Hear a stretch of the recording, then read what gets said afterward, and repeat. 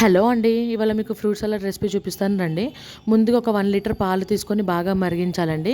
ఇవి మరిగేటప్పుడు కొద్ది కొద్దిగా కలుపుతూ ఉండండి. ఆ మధ్యలో కలుపుతుంటే ఏంటంటే మలై గట్టిగా కాకుండా ఉంటుంది. అండ్ ఇందులోనే ఒక హాఫ్ కప్పు వరకు నేను షుగర్ యాడ్ చేసుకుంటున్నానండి. షుగర్ మెల్ట్ అయ్యే వరకు బాగా కలుపుకోండి. ఇది మెల్ట్ అయిన తర్వాత ఇప్పుడు ఒక 3 టేబుల్ స్పూన్ వచ్చేసి నేను కస్టర్డ్ పౌడర్ తీసుకున్నానండి. ఇది చల్ల పాలతో కలుపుతున్నాను నేను. ఉండలు కట్టకుండా కలపాలండి ఇది మొత్తము. కలిపిన తర్వాత కొద్ది కొద్దిగా మరిగిన పాలలో యాడ్ చేస్తూ కలుపుకోవాలండి ఇది. లేకుంటే పాలలో కలిపిన తర్వాత అది గట్టిగా ఉండలు అయిపోతుంది. కాబట్టి కొద్ది కొద్దిగా వేసుకుంటూ మంచిగా మిక్స్ చేసుకుంటూ ఉడికించాలండి ఇది. ఒక 2-3 మినిట్స్ బాగా ఉడికిన తర్వాత పొయ్యి బంద్ చేసుకొని పక్కన పెట్టుకోండి.